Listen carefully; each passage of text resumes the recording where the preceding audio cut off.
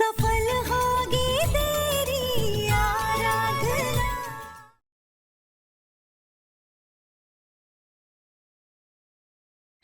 आराधना, हम सबको यहाँ क्यों बुलाया है?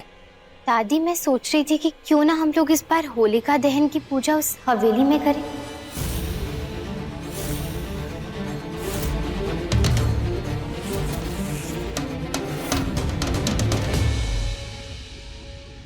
क्यों? हमारा मतलब है कि उस हवेली में जाकर पूजा करने की क्या जरूरत है?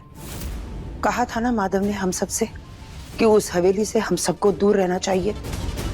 अब उस हवेली की वजह से हमारे भाई को इतना सब कुछ सहना पड़ा, तो वहां जाकर पूजा करने की क्या जरूरत है? उस मनहूस हवेली के करीब तुम क्यों जाना चाहती हो? वो मेनका दीदी, मेरे दादू ना हमेशा कहा करते थे कि होलिका दहन बुराई पर अच्छाई की जीत का त्योहार है।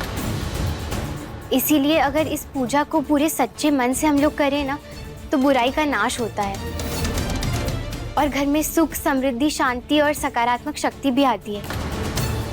आसपास का सारा वातावरण साफ और शुद्ध हो जाता है। तो जहाँ भी बुराई का साया हो, वहाँ ये पूजा करनी ही चाहिए। हो सकता है उसी आग में बुराई का नाश हो जाए। और हवेली में तो इतना बड़ा हादसा हुआ है, मानो या ना मानो वहाँ बुरा साया तो होगा ही। इसीलिए मुझे लगता है कि होलिका दहन की पूजा वहाँ करनी चाहिए। मैं मानती हूँ कि हम लोग वहाँ रहते नहीं हैं, लेकिन है तो हमारे पुरखों की हवेली ना, और वहाँ के बुरे प्रभाव से हमें कोई नहीं बचा सकता।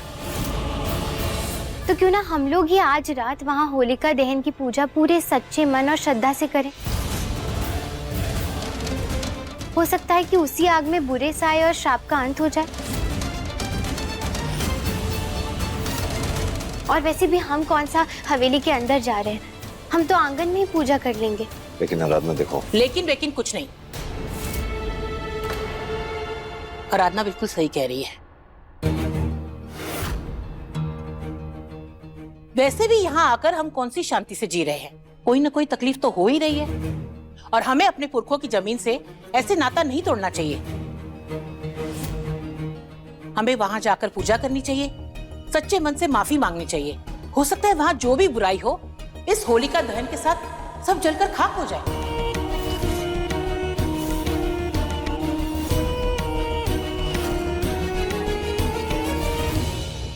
आई एम श्योर ये सब कुछ उस आराधना ने जानबूझकर ही किया होगा। हम अच्छी तरह से जानते हैं होलिका दहन की पूजा आराधना वहां क्यों करना चाहती है, क्योंकि वो हमारे राज तक पहुंचना चाहती है। इससे पहले कि हम वहां जाकर सारे राज मिटा दे, वो हमारी सच्चाई के बारे में पूरे परिवार को बताना चाहती है। लेकिन ये जो मैंने कहा है ना, उसने भी कोई कच्ची गोलियां नहीं खेली है। वो चतुर औरत अगर हमारे पूरे परिवार को वहां ले जाना चाहती है तो ठीक है, आज रात को ही हम अपना राज वहां से निकाल लेंगे। लेकिन देविका, तुम्हें एक बात का ध्यान रखना होगा। अब आ गया ना ऊंट पहाड़ के नीचे, पड़ गई ना आपको मेरी हेल्प की जरूरत फिर से। अब इसके बदले मुझे क्या मिलेगा? हवेली के राज का खुलासा अभी क्या? औकात में रहो, मुझे धमकी देने की कोशिश भी मत करना, क्योंकि हम दोनों के बीच जो डील हुई है ना, तुम सिर्फ और सिर्फ उस पर कायल हो। ख्याली पुलाव पकाने की कोई जरूरत नहीं है तुम्हें। अब अपना ये जो मुंह है ना, उसे बंद रखो और हमारी बात ध्यान से सुनो। जब पूरा परिवार होलिका दहन की पूजा में व्यस्त होंगे, तब तुम आराधना को किसी न किसी काम में उलझा कर रखना। उसी मौके का फायदा उठाकर हम वहां से निकल जाएंगे। अगर तुम जिंदगी भर के लिए माधव का साथ चाहती हो, तो तुम बिल्कुल वैसा ही करोगी जैसा हम तुमसे कह रहे हैं।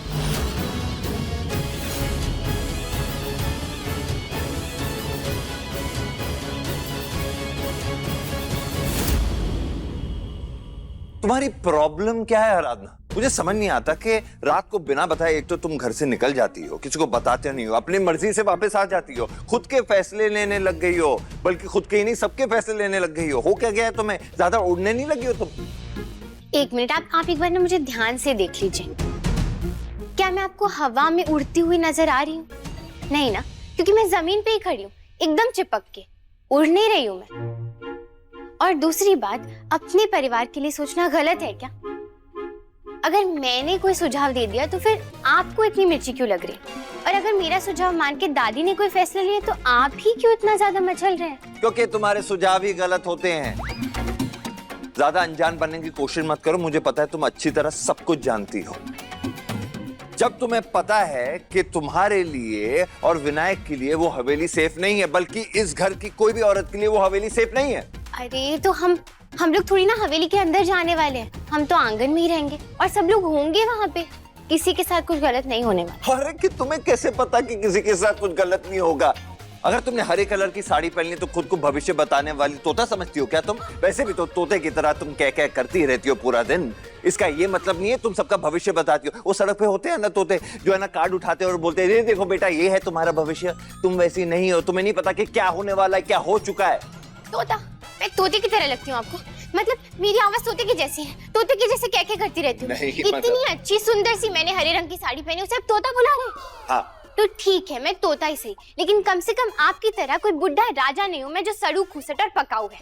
बुढ़ा सड़ू खूसट पकाऊ? हाँ। कैसे बात कर रही हो मुझसे? आज तक ना किसी ने मुझसे ऐसे बात नहीं की है। बहुत अच्छी तरह रिस्पेक्ट करते हैं लोग मेरी, लेकिन तुम कैसे बात कर रही हो? हाँ, क्योंकि मैं सच बोलने से नहीं डरती हूँ। और दादी ने फैसला लिया, उनके सामने तो मुंह नहीं खुलता आपका। जब देखो तो मुझ पे दोष जमाते रहते हैं, मुझे सारा ज्ञान देते रहते हैं, क्योंकि मैं छोटी हूँ ना आपसे, उम्र में भी और कद में दिमाग में भी। इसीलिए आपको लगता रहता है कि जिंदगी भर मेरे ही मालिक बनकर जी पाएंगे आप। अरे इतनी बड़ी बड़ी बातें करती हो तुम, 1.5 फुट की तुम हो नहीं, जितनी तुम्हारी हाइट नहीं है उससे तो लंबी तुम्हारी जबान है यार। मतलब हद हो गई है। छोटा पैकेट बड़ा धमाका हो तुम, इतनी सी तो तुम हो नहीं, लेकिन सब पे हावी हो। अब तो मेरे घर वाले भी तुम्हारी सुनने लगे। अरे मुझे तो डर लगने लगा है, पुराने भयानक सपने आते हैं तुम्हारे बारे में। तुम तो ना मुंबई की एक छोटा सा डॉन हो। चेतन मैडम, मैं कोई बुढ़ा हूं नहीं, ठीक है? बरेली की लड़कियां ना बाइसेप पे मरती हैं अभी भी। हाँ हाँ, वो तो मुझे पता ही है। एक तो इतना ज्यादा मरती है ना कि हमारे घर में ही आके बस गई है, पीछा छोड़ ही नहीं रही है वो आपका। वैसे मैं आपको मजाक नहीं उड़ा रही थी, बस एक बात कहने की कोशिश कर रही थी जो आपने सुना नहीं। मैं कह रही थी कि आप ना बुढ़ी राजा के जैसे चुपचाप बैठे रहते हैं, ज्यादा बात ही नहीं करते, सिर्फ 2-4 शब्द कहते हैं। तो क्या करूं, पकबक करते रहो हमेशा तुम्हारी तरह? अरे तो बकबक ना भी करो, लेकिन कम से कम 2 शब्दों के आगे कुछ आगे तीसरा शब्द भी बोल दो ना। लेकिन नहीं, बस कह दिया, क्योंकि मैंने कह दिया, मैंने बोल दिया, इसके आगे तो कुछ बोलते ही नहीं आप। आप चाहते क्या है कि मैं भी इसी तरह बात करूं? मतलब आपके जैसे सिर्फ 2-4 शब्दों में बात करती रहूं? अरे यार कुछ तो बोलने दिया करो यार। देखा, अभी भी मुझ पर ही रौब झाड़ रहे हैं। जब देखो तो मुझे चिल्लाते रहते हैं, मुझे ज्ञान देते रहते हैं। आज तो मेरी कद तक का मजाक उड़ा लिया आपने। और भी कुछ बचा होगा ना आपके पास, तो वो भी बोल लीजिए। चिल्लाना बंद करो यार, अकेले हम नहीं रहते इस घर में, और भी लोग हैं। मुझे क्या बोला? आप खुद भी तो चिल्ला रहे हैं ना। और वैसे भी अकेले नहीं है हम घर में, तो क्या हुआ? मैं कोई पाप कर रही हूँ या आपसे बात कर रही हूँ ना मैं, या वो भी मुझे आपके हिसाब से करना पड़ेगा? मतलब आपके हिसाब से कितना बोलूं, कितना कम बोलूं, कितने धीरे बोलूं, कितने जोर से बोलूं, सब आपके हुक्म से। अरे मैं तो क्या चाहती हो तुम मुझसे? मेरे चाहने ना चाहने से क्या होने वाला है? आपने एक काम करिए, आप जाइए अपनी उन बरेली की लड़कियों के साथ रहिए जो आप पे मरती है। अरे बस करो यार, चुप हो जाओ तुम। मैं क्यों चुप हो जाऊं? हाँ, जब देखो तो मुझे ज्ञान देते रहते। ये कोई स्कूल खोल के रखा है क्या?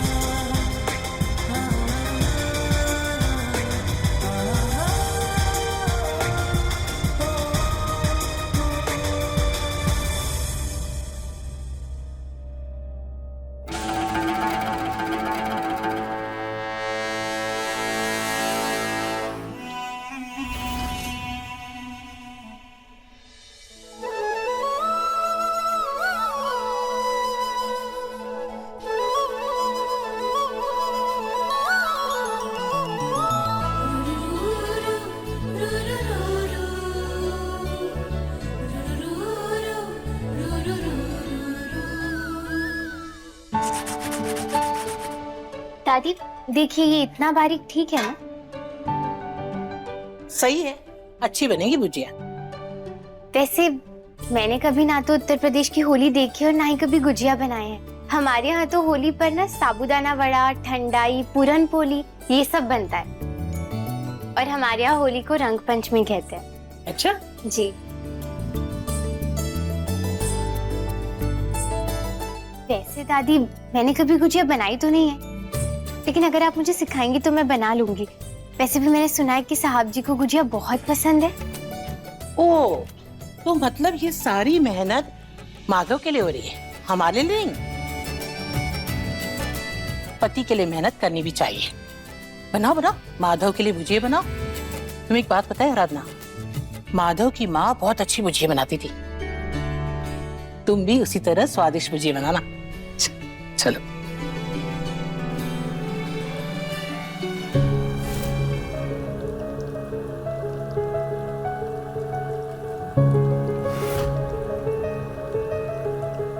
मैडम जी, नारियल के बुरादे को अच्छे से धीमी आंच पे भुनिए, लाल होने तक।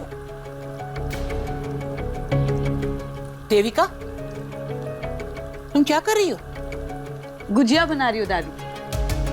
आज मेरी पहली होली है ना इस घर में, तो मैंने सोचा कि मैं ही गुजिया बना लेती हूँ। आराधना को तो पता भी नहीं होगा कि गुजिया क्या होती है, तो मैंने सोचा कि इसकी जिम्मेदारी मैं ले लेती।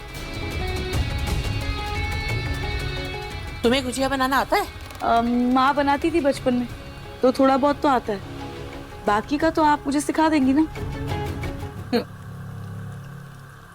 चलो, दोनों को ही बताते हैं कैसे बनाना है। बैठो।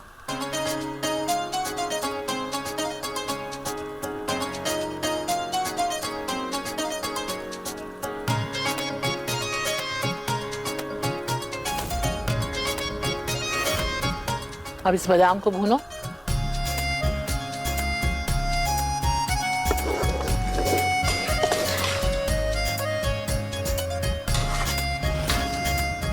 अब ये इस तरह से ले लो हाथ में।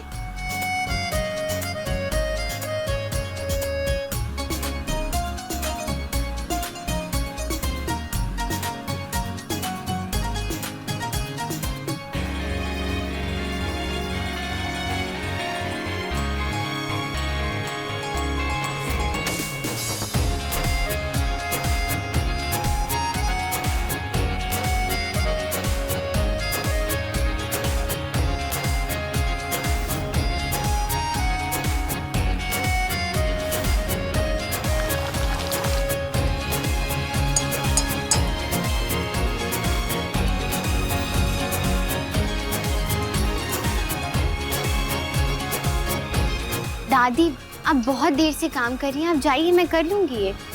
हाँ, वैसे भी बैठे बैठे मेरी कमर अकड़ रही है, मैं चलती हूँ।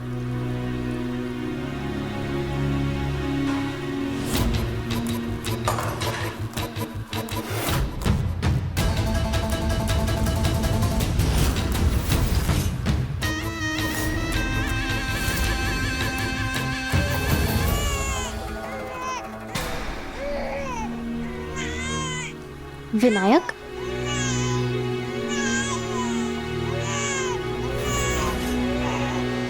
दीदी मैं थोड़ी देर में आती हूँ। हाँ, जाओ।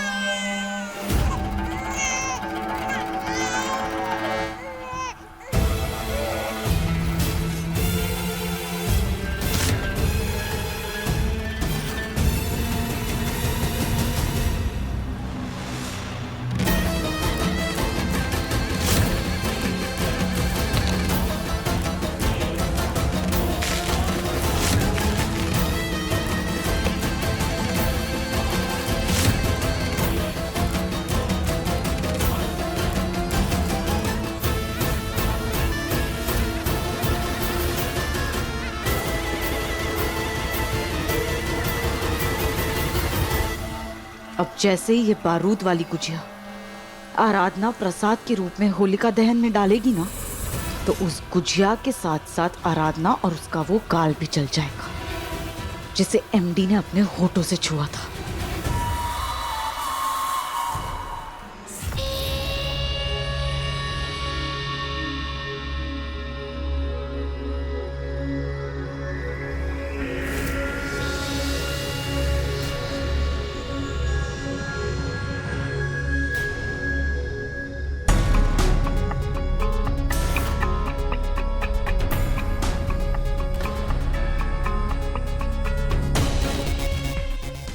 आज मेनका दीदी के राज से पर्दा उठाकर ही रहूंगी। मैं साहब जी को अब और परेशान नहीं देख सकती। शायद इसी जरिए मैं मेनका दीदी को रोक पाऊँ। हमें आज रात ही अपने राज को यहाँ से निकालना है, वरना हमारी आज तक की सारी मेहनत पर पानी फिर जाएगा। चलो अब सब लोग होलिका दहन की तैयारी करते हैं।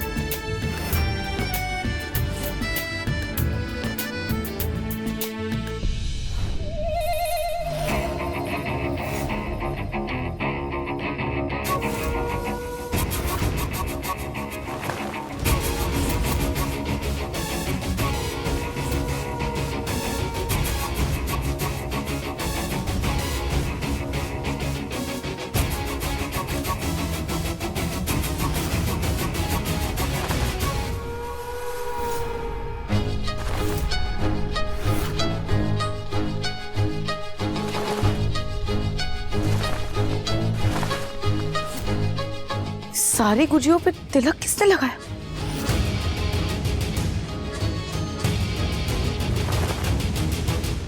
ये आजकल की लड़कियां 4 अक्षर क्या पढ़ लेती है, घर के कामों में तो इनका मन ही नहीं लगता। अरे पता नहीं किसने एक गुजिये पर तिलक लगाकर रख छोड़ा था, सारा काम अधूरा छोड़ दिया।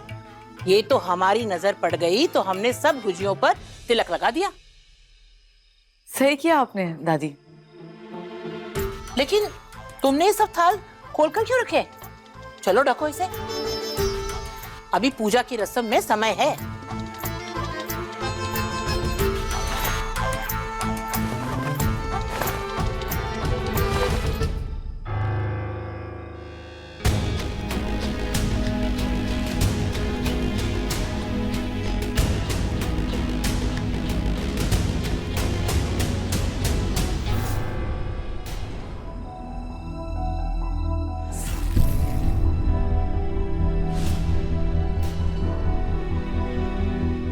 माधव, तुम चिंता मत करो बेटा,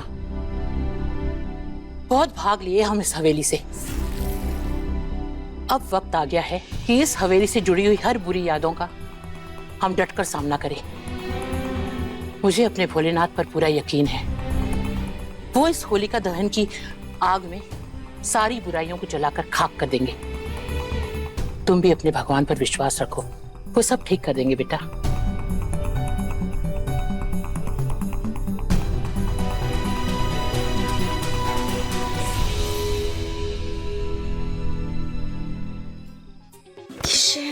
My baby. क्या कर रही हो यार? दादी यहाँ पर है, फैमिली के सारे लोग हैं, सभी गांव वाले हैं। किसी ने देख लिया तो? हाँ देख लिया तो क्या, देखने दो, मैं तुम्हारा हाथ नहीं छोड़ने वाली, देखने दो। क्या हुआ, मुझे ऐसे क्यों घूर रहे हो? मैं ये देख रहा हूँ कि कहीं तुम्हारे अंदर भूत तो नहीं आ गया।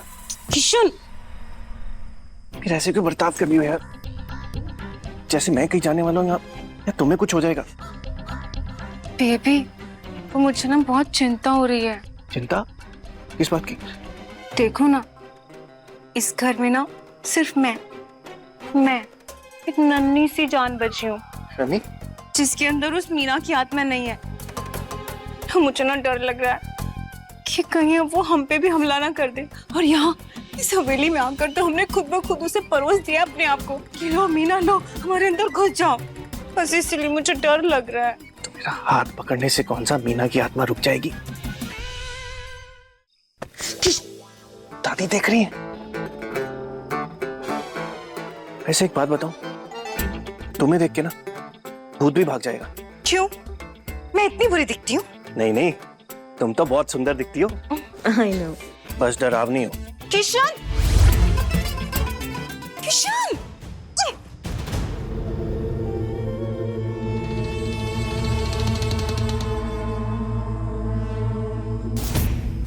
क्या देख रहे हो उस तरफ? क्या है वहां? कुछ नहीं, वो एमडी बहुत बिजी लग रहे हैं, मैं यहाँ बोर हो रही हूँ।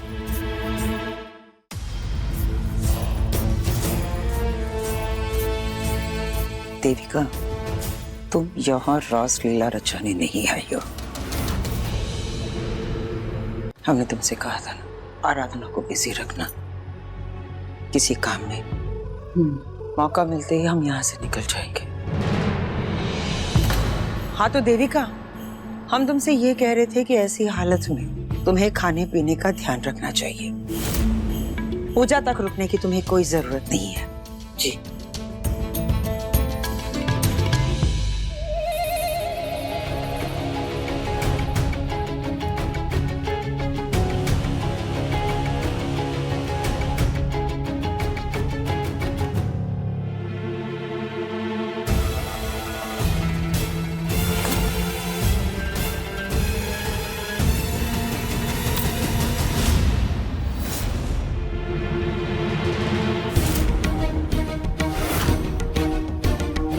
ये क्या कर रही हो तुम?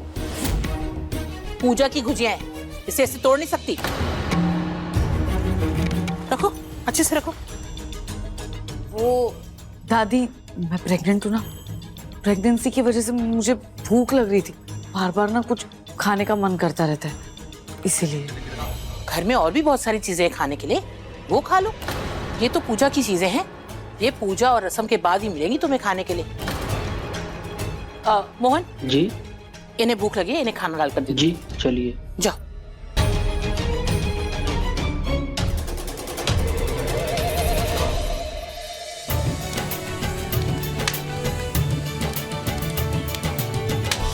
पहली होली मुबारक हो।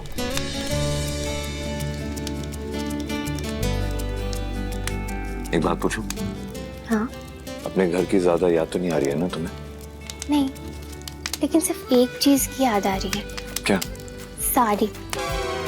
आपने साड़ी नहीं बोला ना मुझे। मैं क्यों सॉरी बोलूंगा तुम? वो जो हुआ था। क्या हुआ? मेरा मतलब है वो जो किया था, आपने किया था। मैंने किया था। क्या किया था आराधना? कुछ याद नहीं आ रहा मुझे। अगर तुम चाहो तो मुझे याद दिला सकती है।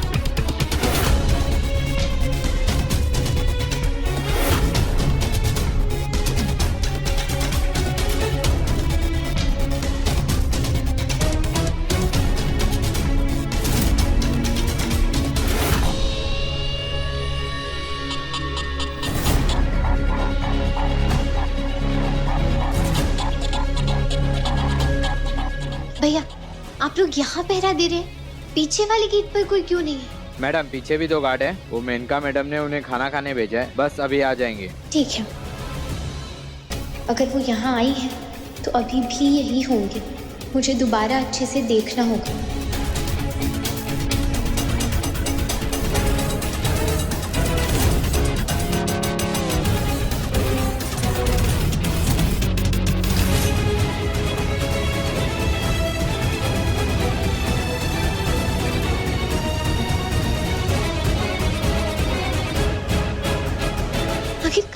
होंगी मेनका दीदी।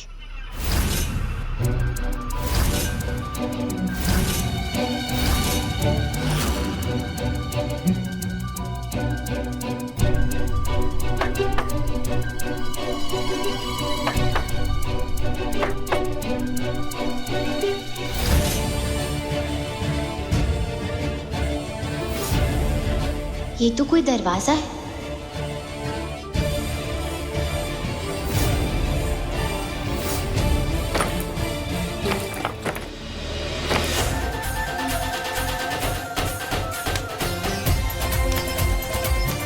आराधना का है, नजर नहीं आ रही।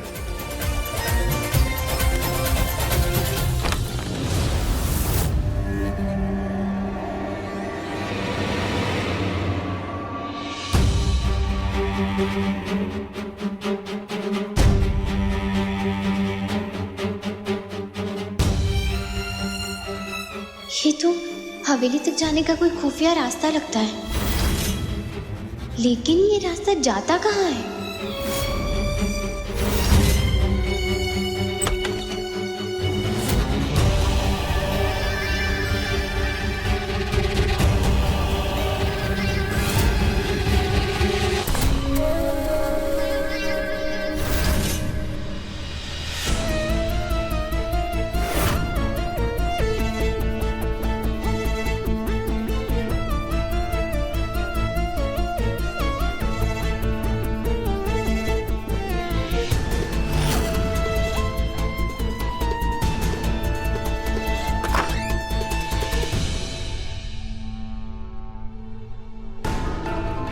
ये तो वही कमरा है जहाँ मैं उस दिन आई थी, तहखाने वाला कमरा।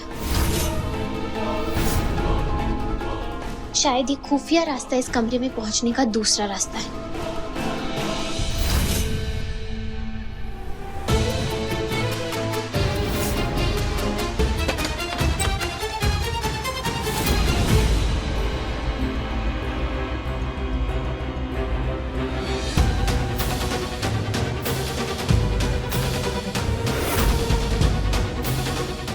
ये फ्लाइट तो चली हुई है, इसका मतलब कि मेनका दीदी यहाँ आई थी।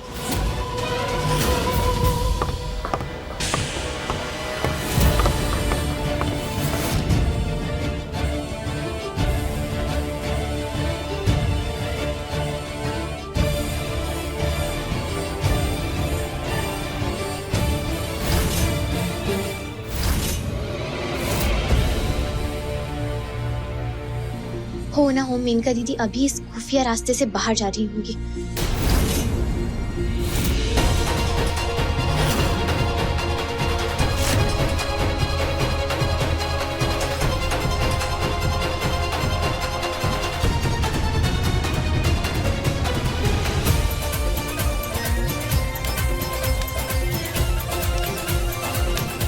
देखकर आता हूँ आराधना को।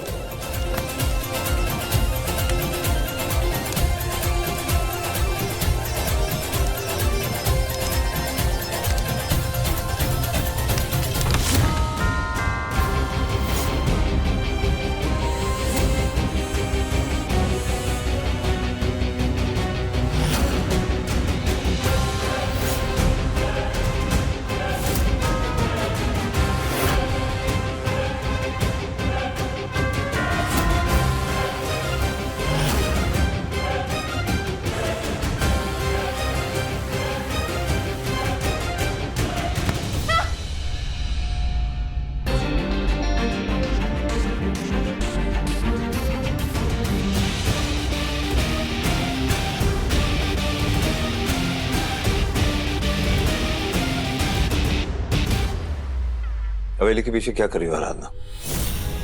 और गाज कहाँ है? गाज! गाज! साहब जी वो मैंने मेनका दीदी को यहाँ।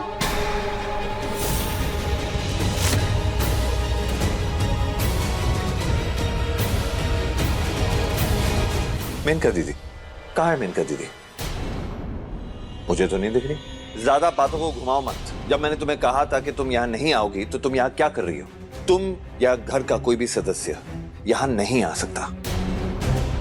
क्या तुम्हें पता नहीं है कि हमारे साथ हो क्या रहा है? साहब जी मैं बातें घुमा नहीं रही हूँ, मैंने सच में यहाँ मेनका दीदी को देखा था। अच्छा, तू कहाँ गई? वहां? चलो देख लेते हैं। मेनका दीदी, मेनका दीदी, देखो दिखा कोई? मुझे भी नहीं दिखा। चलो उधर हो। मेनका दीदी, ये आवाज ही नहीं दे रही, क्योंकि यहाँ पे मेनका दीदी नहीं, सिर्फ तुम्हारा वहम है। अब चलो, होलिका दहन के लिए सब लोग तुम्हारा इंतजार कर रहे हैं, पूरा परिवार इंतजार कर रहा है तुम्हारा। और रही बात मेनका दीदी की, उन्हें मैं ढूंढ कर ले आऊंगा। चलो चलो। रुक जाइए साहब जी, अभी मेनका दीदी।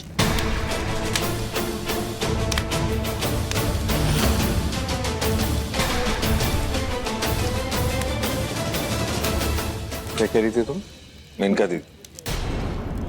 तुम्हें अपनी जीत की उम्मीद थी आराधना, लेकिन हमने तुम्हें फिर हरा दिया। अपने राज को यहाँ से बाहर कर दिया हमने। बहुत बड़ा मौका आज मेरे हाथ से निकल गया। नहीं देख पाया उस इंसान को जो कंबल में छुपा हुआ था। आखिर वो था कौन?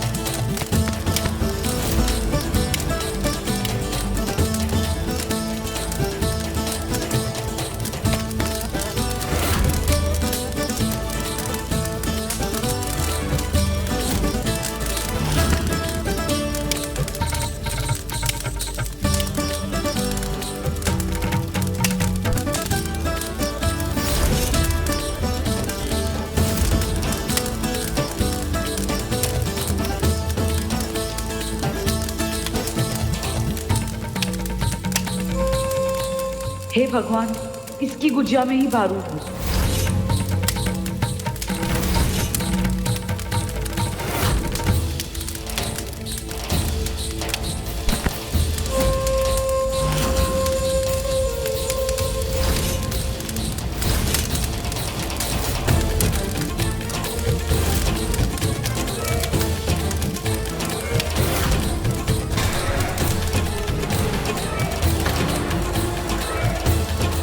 देविका, तुम क्यों रुकी हो? तुम भी प्रसाद डाल दो होलिका में।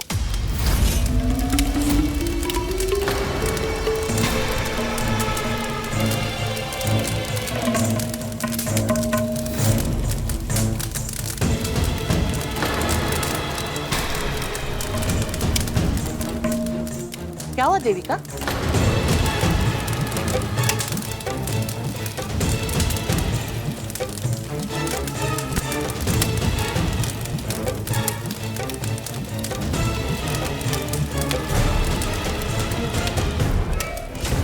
अरे देविका, तुमने अपनी गुजिया तो चढ़ाई नहीं। चलो अपनी गुजिया भी चढ़ाओ होलिका को। इतना क्या सोच रही हो? चलो गुजिया चढ़ाओ।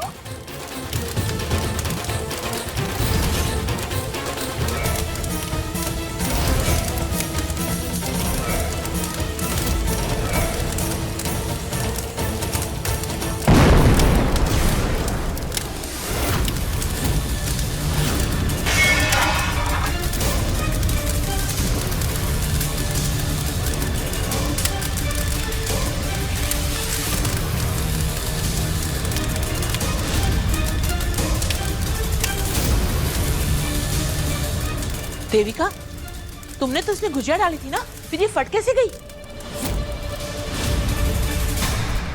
मुंह देखो अपना देविका, तुम्हारी काली करतूतों की तरह तुम्हारा चेहरा भी काला पड़ गया है।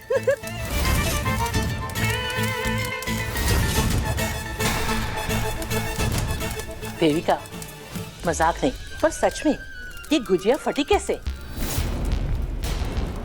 मानो इसमें खोया नहीं बारूद हो। बुराई का नाश हुआ है दादी। आराधना भी तो यही कह रही थी कि होलिका दहन हर बुराई खाक कर देती है। यूं समझ लीजिएगा ये उसी का नमूना था।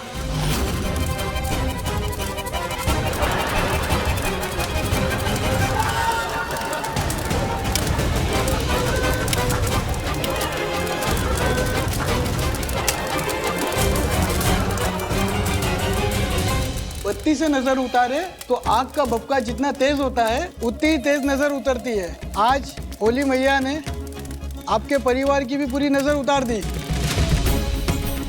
सही है परमेश्वर, नजर तो उतर गई।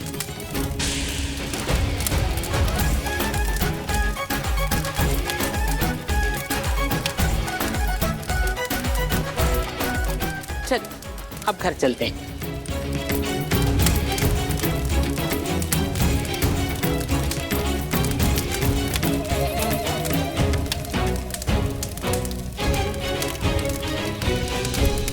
तुमने ऐसा क्यों किया, किस लिए किया, ये तो तुम ही जानो। लेकिन किसी और के लिए खड्डा खोदने से पहले खुद को बचा लेना, वरना आज तो तुम जलने से बच गए। कहीं ऐसा ना हो आगे चलकर तुम अपने हमले की खुद शिकार बन जाओ। नहीं, एक शब्द और नहीं। लोग यहाँ खड़े हैं, सुन लेंगे।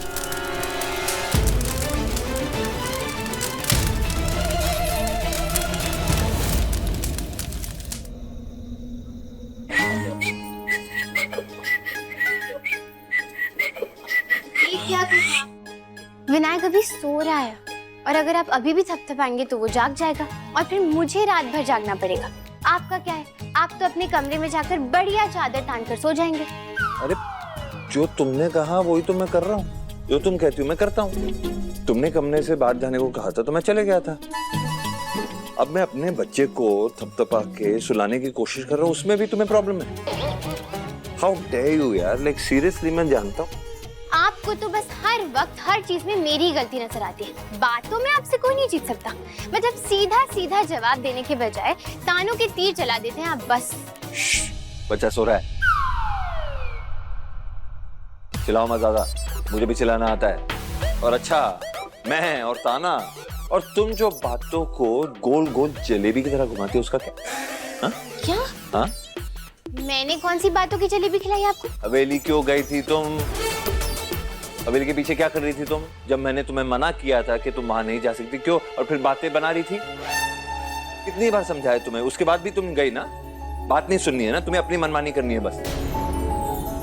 और क्या कर रही थी? क्या टहलने गई थी क्या? अकेले घूमने गई थी क्या? बागीचा है वहां पे जिसके बारे में मुझे नहीं पता और तुम्हें पता है, या सिर्फ तुम्हें ही दिखाई देता है? हाँ बोलो, आज मैं जानना चाहता हूँ, मेरे बार बार मना करने के बाद भी तुम वहां क्यों गई थी? बोलो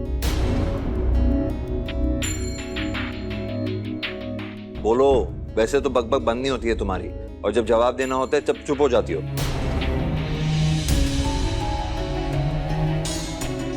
क्या बताऊं और कैसे बताऊं? क्योंकि जो बात मैं आपको बताना चाहती हूँ मेरे पास उसके बारे में कोई सबूत नहीं है, और मुझे नहीं पता बिना सबूत के आप मेरा विश्वास करेंगे या नहीं।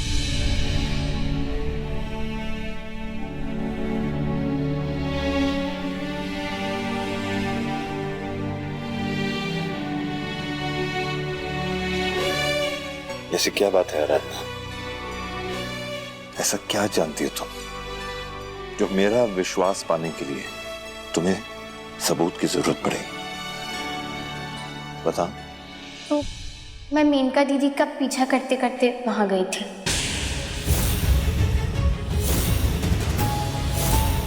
मेनका दीदी आपसे कुछ राज छुपा रही हैं।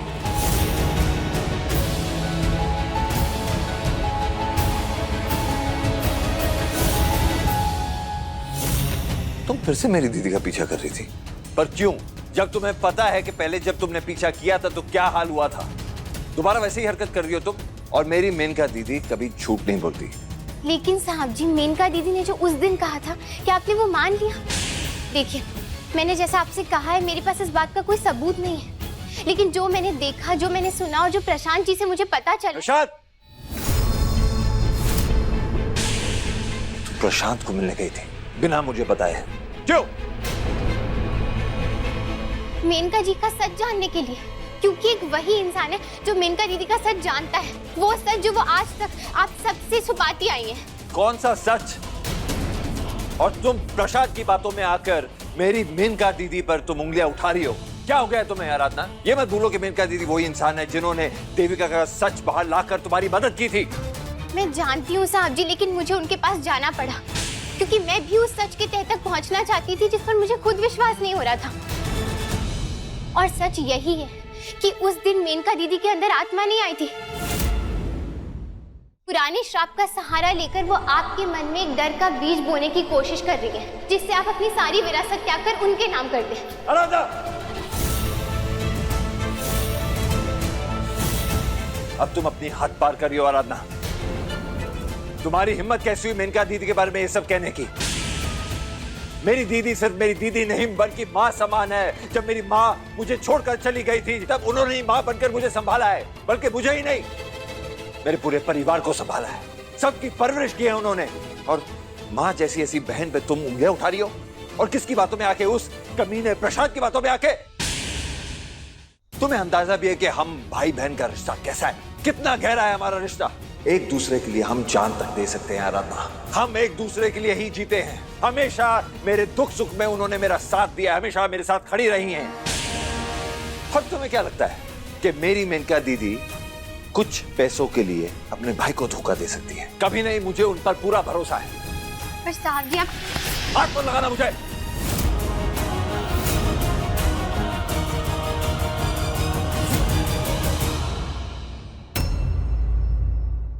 अपने पसंदीदा शो के फुल एपिसोड देखने के लिए अभी डाउनलोड करें दंगल प्ले ऐप।